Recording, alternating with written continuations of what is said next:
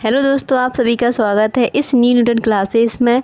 और मैं मनीषा आपको पढ़ा रही हूँ एमपी जीके। यहाँ पर कंप्लीट एमपी जीके करवाऊँगी, जिसमें आपको काफ़ी क्वेश्चन देखने को मिलेंगे। जैसा कि आपका सर आपको प्रीवियस ईयर्स का पेपर्स लेके आ रहे हैं जेल प्रहरी का, उसमें आपको बहुत सारे क्वेश्चन हैं जो यहाँ से देखने को मिलेंगे। जैसे सबसे पहले अपन ने मध्य प्रदेश का सामान्य ज्ञान उठाया था। मध्य प्रदेश के सामान्य ज्ञान में आपने काफ़ी कुछ सीखा होगा। उसके बाद आपने मध्य प्रदेश की नदियों के बारे में देखा, तो मध्य प्रदेश की नदियों से संबंधित भी आपने काफ़ी कुछ सीखा होगा। वहीं अपन ने उठाया था मध्य प्रदेश के नेशनल पार्क यानी कि राष्ट्रीय उद्यान और वाइल्ड सेंचुरी यानी कि अपन ने उठाया अभ्यारण्य, जिसमें से आपका पूरा खत्म मतलब इसमें से आपने काफ़ी कुछ पढ़ लिया है। जिसमें से आपने देखा था कल white tiger safari Mukundpur Satna में है। क्या इसमें से याद रखना है कि यह विश्व की एकमात्र वाइट टाइगर सफारी है जो एमपी के सतना ज़िले में खोली गई है। इसका लोकार्पण 3 अप्रैल, क्या याद रखना है इसमें से मोस्ट है 3 अप्रैल 2016 डेट के साथ याद रखना है। कहाँ पर है? रीवा सतना में स्थित है। ये आपने कल देखा था। इसमें इसका नाम मुकुंदपुर यानी कि ये रीवा के महाराजा थे मार्तंड सिंह जूदेव के नाम पर Maharaja Martand Singh Judev white tiger safari रखा गया है। क्वेश्चन आएगा आपको कि किस जिले के राजा, मतलब रीवा के कौन से राजा थे, यानी कि तो आपको याद रखना है महाराजा मार्तंड सिंह जूदेव के नाम पर इसका नाम वाइट टाइगर सफारी रखा गया है। ठीक है, ये आपको याद रखना है। अब आगे चलते हैं कि मध्य प्रदेश में टाइगर रिजर्व तो हैं और टाइगर प्रोजेक्ट यानी कि कितने हैं जिनमें टाइगर प्रोजेक्ट चल रहा है, कितने नेशनल पार्क ऐसे हैं जहां पर टाइगर प्रोजेक्ट चल रहा है।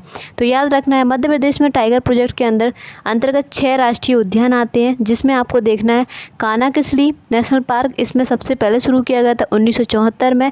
इससे संबंधित सारे फैक्ट मैंने आपको पहले बता दिए हैं, एक बार फिर से देख लेते हैं। सबसे पहले ये मंडला ज़िले में पड़ता है, एमपी का सबसे बड़ा है, 940 वर्ग किलोमीटर क्षेत्र में फैला हुआ है। और इसमें क्या है, हालो घाटी और बंजर घाटी इसमें स्थित है। हालो और बंजर घाटी इसमें स्थित है। और क्या देखा आपने, यानी कि पार्क इंटरप्रिटेशन योजना किसकी सहायता से चल रहा है? तो ये अमेरिका की सहायता से चल रहा है, अमेरिका यानी कि यूएसए की सहायता से चल रहा है। और क्या देखा था इसमें, इसका खुद का अपना एक लोगो है। लोगो क्या है इसका, तो आपने देखा था लोगो में क्या देखा था, भूरसिंह द बारहसिंगा, याद रखना है भूरसिंह द बारहसिंगा, ये आपको याद रखना है। कब दिया गया? तो 2017 में इसको भूरसिंह द बारहसिंगा। ये इंडिया का एकमात्र नेशनल पार्क है जिसका अपना खुद का एक लोगो है। तो इतनी सारी चीज़ें हर बार आएगा, आपको बार याद करना है, बार रिवीजन करना है, आलस नहीं करना है, बिल्कुल लेजी नहीं होना है। आपको कोई भी चीज़ नेशनल पार्क से संबंधित दिखे, पूरा नेशनल पार्क वाला टॉपिक फिर से रिवीजन कीजिए, तब जाके आगे बढ़िए। यही आपकी लर्निंग है। 2 से 3 बार अगर रिवीजन हो जाता है तो बाकी चीज़ें आपकी ऑटोमेटिक आपके माइंड में घर कर जाएंगी, ऑटोमेटिक आपको याद रहेंगी। ठीक है, अब इसमें क्या है, पेंच राष्ट्रीय उद्यान, इसको कब किया गया? तो पेंच राष्ट्रीय उद्यान में 1992 में किया गया। अब पेंच से संबंधित पूरी जानकारी हम आपको दे देते हैं। पेंच नेशनल पार्क आपको पता है सिवनी छिंदवाड़ा में पड़ता है। कहाँ पर है? सिवनी छिंदवाड़ा में पड़ता है, ये आपको बताया था। और आपने क्या देखा था, और आपने देखा कि पैच कैसे याद किया था अपन ने। पैच को आपने ऐसे याद किया था कि सिवनी नाम की लड़की है, वो अपने कान में क्या लगा रही है, पैच लगा रही है। तो पैच कहाँ पड़ेगा? सिवनी छिंदवाड़ा में पड़ेगा सबसे पहले। और इसमें क्या था, इसका एक और आपको बता देते हैं कि इसको इंदिरा प्रियदर्शी के नाम से जाना जाता है। कब शुरू किया गया? इंदिरा प्रियदर्शी जो है, इसका नाम बदला गया है। तो 2002 में इसका नाम बदला गया है। देखिए, हम भी आपको पढ़ाते हैं और उसमें हर चीज़ बार आती है तो बार बताते हैं, तो आपको भी बार याद करना है। इसको कब नेशनल पार्क यानी कि कब इसको नेशनल पार्क बनाया गया? 1992 में पेंच राष्ट्रीय उद्यान को नेशनल पार्क बनाया गया, ये भी आपको याद रखना है। ये पेंच नेशनल पार्क इसका नाम क्यों पड़ा? क्योंकि यहाँ से पेंच नदी निकलती है। कौन सी नदी निकलती है? पेंच नदी। क्या निकलती है यहाँ से? पेंच नदी यहाँ से निकलती है, ये याद रखना है। और इसमें क्या है, ये सिवनी छिंदवाड़ा ज़िले में पड़ता है, ये आपको हो गया। 2002 में इसको नेशनल पार्क, 2002 में इसको इंदिरा प्रियदर्शी नाम किया गया। और इसमें क्या है, जंगल बुक जो रुडियर्ड किपलिंग हुए हैं उनकी जंगल बुक और मोगली लैंड यहीं पर स्थित है। ठीक है, जंगल बुक मोगली लैंड यहीं पर स्थित है। तो ये चीज़ें आपको बार याद करनी है, बार रिपीट करना है, बार रिवीजन करना है, तभी जाके आपको याद होगा। अब आगे चलते हैं। अब इसमें है अगला क्या है, तो आपको याद रखना है कान्हा में कब टाइगर प्रोजेक्ट की शुरुआत की गई, तो 1974 में। कान्हा से संबंधित आज आप पूरा डिटेल में फिर से देखोगे, पूरा वीडियो फिर से देखना है। पेंच राष्ट्रीय उद्यान आपको फिर से देखना है, बता दिया है। जितने पॉइंट हमने आपको बताए हैं वो तो कम से कम याद कर लीजिए, क्योंकि वो मोस्ट इम्पोर्टेंट है। अब है आपका बांधवगढ़ राष्ट्रीय उद्यान। बांधवगढ़ राष्ट्रीय उद्यान में आप क्या देखोगे, तो बांधवगढ़ राष्ट्रीय उद्यान है, इसमें आपको पता है ना क्या क्या देखना है। तो बांधवगढ़ राष्ट्रीय उद्यान 1993 में सबसे पहले इसको टाइगर प्रोजेक्ट में कब किया गया, जो अपन पढ़ रहे हैं वो चीज़ आपको देखना है। तो टाइगर प्रोजेक्ट में इसको कब शामिल किया गया, तो टाइगर प्रोजेक्ट में 1993 में शामिल किया गया। अब आता है टाइगर बांधवगढ़ से संबंधित सारी जानकारी देते हैं आपको, रिवीजन कर लेते हैं एक बार। तो ये कहाँ पर पड़ता है, उमरिया ज़िले में पड़ता है। उमरिया में कहाँ पर पड़ता है, उमरिया ज़िले में, ठीक है। इसके बाद अगर बात करते हैं तो ये कितनी पहाड़ियों से, 32 पहाड़ियों से घिरा हुआ है, बताया था हमने आपको। तो ये 32 पहाड़ियों से घिरा हुआ है। वहीं अगर बात करते हैं तो इसमें क्या था, इसमें ये है कि प्रत्येक 8 किलोमीटर, मतलब अगर आप 8 वर्ग किलोमीटर में जाओगे तो एक बाघ आपको देखने को मिल जाएगा, जो कि इंडिया में या फिर एमपी में सबसे ज़्यादा बाघ घनत्व रखता है। ये आपको याद रखना है। वहीं अगर बात करते हैं तो इसको सबसे पहले आपको याद रखना है कि इसको कब बनाया गया था, इसे कब नेशनल पार्क बनाया गया था, तो 1968 में इसको नेशनल पार्क बनाया गया था। ये 5-6 पॉइंट याद रखना है। सबसे पहले उमरिया ज़िले में स्थित है। दूसरा आपको याद रखना है 1968 में इसको नेशनल पार्क बनाया गया। 32 पहाड़ियों से घिरा हुआ है। वर्ग किलोमीटर एक, मतलब 8 वर्ग किलोमीटर में एक बाघ पाया जाता है, ये याद रखना है, ठीक है। तो ये सबसे ज़्यादा घनत्व रखता है देश में, ये आपको याद रखना है, ठीक है। अब आगे आपका कौन सा है, आपका है आगे पन्ना राष्ट्रीय उद्यान, यानी कि इसको कब शुरू किया गया था, तो 1974 में पन्ना राष्ट्रीय उद्यान को, यानी कि इसमें बाघ यानी कि टाइगर प्रोजेक्ट शुरू किया गया। टाइगर प्रोजेक्ट यहाँ पर जो टाइगर पाए जाते हैं उनका संरक्षण करना शुरू किया गया। कब, 1994 में, याद रखना है। तो आपका अब पन्ना से संबंधित सारी जानकारी आपको लेनी है। सबसे पहले पन्ना जो अपन पढ़ रहे हैं, टाइगर प्रोजेक्ट कब शुरू किया गया, 1994 में टाइगर प्रोजेक्ट शुरू किया गया, ये आपको याद रखना है। वहीं अगर बात करते हैं इसको नेशनल पार्क कब बनाया गया, तो 1981 में इसको नेशनल पार्क बनाया गया पन्ना को। पन्ना कहाँ पड़ता है, तो पन्ना राष्ट्रीय उद्यान पन्ना ज़िले में पड़ेगा, पन्ना छतरपुर में पड़ेगा, ये याद रखना है। और अगर बात करते हैं 1981 में क्या किया गया था, इसको नेशनल पार्क बनाया गया, इसकी स्थापना की गई। 1994 में इसमें टाइगर प्रोजेक्ट चलाया गया, ये याद रखना है। और मुख्य बात जो आपको याद रखनी है, यह एकमात्र रेप्टाइल, देश का एकमात्र रेप्टाइल पार्क है। रेप्टाइल का मतलब है कि यहाँ पर जो घड़ियाल पाए जाते हैं, इनका जो नेचुरल जो रहने का स्थान है वो अभी भी यहाँ पर है। तो ये याद रखना है कि प्राकृतिक आवास इसका यहाँ पर है। तो एकमात्र रेप्टाइल पार्क कौन सा है, पन्ना राष्ट्रीय उद्यान, पन्ना छतरपुर में पड़ेगा। 1981 में नींव रखी गई। 1994 में इसमें टाइगर प्रोजेक्ट की शुरुआत की गई, ठीक है। ये हो गया नेशनल पार्क 1981, टाइगर प्रोजेक्ट 1994, ये याद रखना है। 2011 में क्या किया गया था, और क्या बताया था आपको, 2011 में इसको यानी कि जैव रिजर्व घोषित किया गया, जैव मंडल रिजर्व घोषित किया गया, ये याद रखना है। यानी कि बायोस्फीयर रिजर्व, यानी कि जहाँ पर सबसे अधिक मात्रा में वनस्पति और विभिन्न प्रकार की जो जैव विविधता देखने को मिलती है, उसके रूप में इसको संरक्षण प्राप्त है। और एक चीज़ और, WWF से क्या मिला था, इसको फंड मिलता है, यानी कि ये याद रखना है, वर्ल्ड, इसका फुल फॉर्म है वर्ल्ड वाइड फंड, ठीक है। इसका हेडक्वार्टर कहाँ पे था, इंग्लैंड में था, ये बताया था। अगला आपका क्या है, पन्ना हो गया, देखो कान्हा हो गया, पेंच हो गया, बांधवगढ़ हो गया, पन्ना हो गया। अगला है आपका सतपुड़ा राष्ट्रीय उद्यान। सतपुड़ा राष्ट्रीय उद्यान 1999 से, यानी कि याद रखना 1999 से क्या 2000 में इसको क्या किया गया, इसको टाइगर प्रोजेक्ट में शामिल किया गया। टाइगर प्रोजेक्ट में कब, 1999 से 2000 में इसको टाइगर प्रोजेक्ट में शामिल किया गया, ये याद रखना है।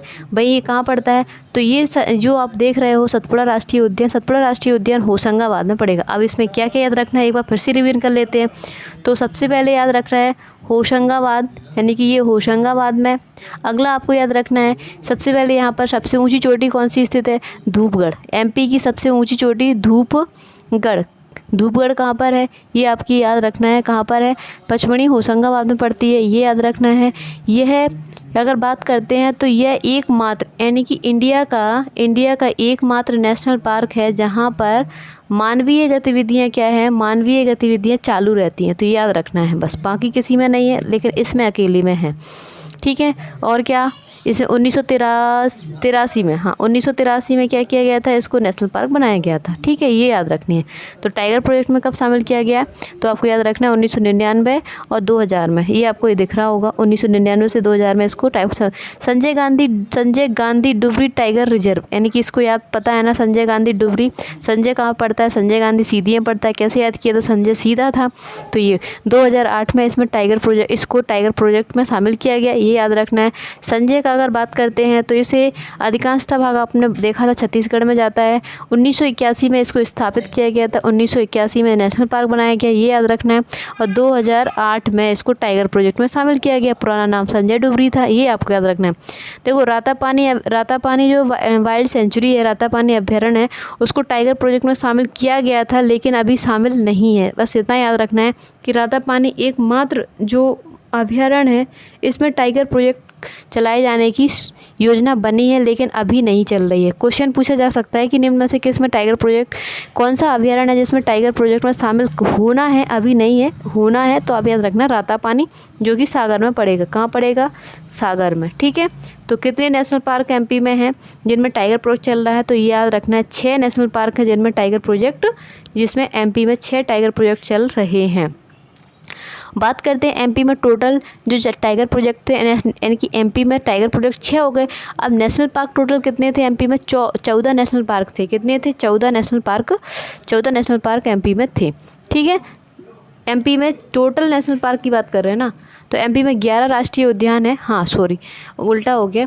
एमपी में जो है बात करते हैं तो 11 क्या थे एमपी में एक मिनट एमपी में 11, एमपी में आपसे पूछा जाए, एक मिनट एमपी में अगर आपसे पूछा जाए कि एमपी में टोटल कितने नेशनल पार्क हैं, तो नेशनल पार्क की बात करते हैं तो 11 + 1 अभी प्रस्तावित है, ये याद रखना है। वैसे प्रस्तावित नहीं है, बन गया। जैसे कौन सा, कूनो पालपुर राष्ट्रीय उद्यान, ये बन चुका है। तो एमपी में याद रखना है 11 + 1 है। ठीक है, अगर बात करते हैं वाइल्ड सेंचुरी की, तो 24 + 5 कितने याद रखना है, 24 + 5 यानी कि 24 अभी वाइल्ड सेंचुरी यानी कि अभ्यारण्य है और 5 प्रस्तावित है, ये याद रखने हैं। अब देखते हैं एमपी को, अगला है आपका, थोड़ा सा और बता देते हैं कि जैव रिजर्व यानी कि जैव मंडलीय आरक्षित क्षेत्र यानी कि बायोस्फीयर रिजर्व कौन कौन सी है जहाँ पर बायोस्फीयर रिजर्व घोषित किए गए हैं। बायोस्फीयर रिजर्व का मतलब समझ लेते हैं सबसे पहले। बायोस्फीयर रिजर्व एक विशेष पारिस्थितिकीय तंत्र तथा वनस्पति और जीवों का एक विशेष वातावरण होता है। मतलब क्या है, समझ में आया, एक पारिस्थितिकी तंत्र होता है और वनस्पति, मतलब ये पूरा एनवायरनमेंट बोल सकते हैं। यहाँ पर एक पूरा इकोलॉजी सिस्टम है, इसमें जो विभिन्न प्रकार के जीव और वनस्पति ये पूरा एक तंत्र है। यहाँ पर विशेष प्रकार के जीव भी हैं, विशेष प्रकार की वनस्पतियाँ हैं, अलग अलग टाइप के डिफरेंट टाइप के जीव और वनस्पति हैं। उनको विशेष प्रकार का वातावरण प्राप्त होता है जिसे सुरक्षा और पोषण की आवश्यकता होती है, तो इसको बोलते हैं यानी कि बायोस्फीयर रिजर्व। अब एमपी के 3, एमपी आपसे पूछा जाएगा, देखो नेशनल पार्क टोटल कितने हैं एमपी में, 11 + 1। वहीं एमपी में यानी कि टाइगर प्रोजेक्ट कितने चल रहे हैं, तो एमपी में 6 में टाइगर प्रोजेक्ट चल रहा है। ठीक है, और अगर पूछा जाए एमपी में बायोस्फीयर रिजर्व, BS लिख देते हैं, बायोस्फीयर रिजर्व कितने हैं, तो 3 में बायोस्फीयर रिजर्व घोषित किया गया। पचमढ़ी यानी कि एमपी का पहला बायोस्फीयर रिजर्व की अगर बात करते हैं, एमपी का पहला बायोस्फीयर रिजर्व की बात करते हैं तो कौन सा है आपका, पचमढ़ी है। यानी कि ये याद रखना 3 जैव मंडलीय आरक्षित क्षेत्र पूछा जाता है। ठीक है, बायोस्फीयर रिजर्व यानी कि पचमढ़ी में एमपी में 3 बायोस्फीयर रिजर्व है, पचमढ़ी पहला है। 1999 में जैव मंडल आरक्षित क्षेत्र घोषित किया गया था। कब, 30 मार्च, डेट एजिट रखनी है, 30 मार्च 1999। वही यूनेस्को विश्व धरोहर में भी इसको शामिल किया गया है, तो ये याद रखना है क्योंकि ये एक हिल स्टेशन भी है और ये आपका नेशनल पार्क यानी कि पचमढ़ी हिल स्टेशन भी है और ये तो याद रखना है। तो ये आपको याद रखना है कि 30 मार्च 1999 में पचमढ़ी जैव मंडल आरक्षित क्षेत्र घोषित किया गया है, इतना याद रख लेना। और इसको यूनेस्को की जो धरोहर सूची होती है उसमें भी इसको शामिल किया गया है। कब किया गया है ये याद रखना है, कब किया गया है, तो 2009 में। ठीक है, तो ये आपका यहीं से कंप्लीट हो जाएगा। आगे चलते हैं कि अमरकंटक, यानी कि अमरकंटक की अगर बात करते हैं, आपको पता है ना अमरकंटक यानी कि अनूपपुर में पड़ता है, और अमरकंटक, अचानक मार्ग, जैव मंडल, आरक्षित क्षेत्र, इनकी जगह भी याद रखना है। पचमढ़ी यानी कि 30 मार्च 1999 में जैव मंडल आरक्षित क्षेत्र घोषित किया गया है। ये कहाँ तक फैला हुआ है, तो बैतूल, होशंगाबाद एवं छिंदवाड़ा 3 जगहों को कवर करता है, लेकिन मुख्यतः अगर आप देखा जाए तो होशंगाबाद याद रखना है। क्या याद रखना है, होशंगाबाद में पड़ता है मुख्य रूप से। इसमें से आपको याद रखना है 30 मार्च 1999 में पचमढ़ी को जैव मंडल आरक्षित क्षेत्र वही यूनेस्को में 2009 में शामिल किया गया, इतना याद रख लेना। अमरकंटक की बात करते हैं तो अमरकंटक, अचानक मार्ग, जैव मंडल आरक्षित क्षेत्र, यानी कि जो अचानक मार्ग वाला जो नेशनल पार्क है, कुछ हिस्सा एमपी में है और कुछ हिस्सा इसका छत्तीसगढ़ बिलासपुर में चला गया, तो ये याद रख लेना। तो ये कब किया गया, मेन बात आपसे ये पूछा जाएगा, ठीक है। कब किया गया, 30 मार्च 2005 में किया गया था, और इसको यूनेस्को में शामिल किया गया है 2012 में, ये ठीक है 2012 में। अगला देखते हैं, अगला आपका है पन्ना जैव मंडल आरक्षित क्षेत्र 25 अगस्त 2011 में शामिल किया गया, ये याद रख लेना, ठीक है। कहाँ पर है, पन्ना छतरपुर में, ठीक है। इतना तो आज आपके लिए इतना ही। अब आपका काम है जितने नेशनल पार्क हमने आपको पढ़ा दिए हैं उनको पूरा कवर करना है, उनको पूरा रिवीजन एक बार फिर से करना है, कहाँ आप भूल रहे हैं ये सारी चीज़ें, ठीक है। तो कल पूरा आपके बायो जो स्फीयर रिजर्व, यानी कि जो आपके जो आपके अभ्यारण्य रह गए हैं, यानी कि वन्यजीव अभ्यारण्य, वो कंप्लीट करवा देंगे। तो इसके लिए हमारे साथ जुड़े रहिए। Thank you.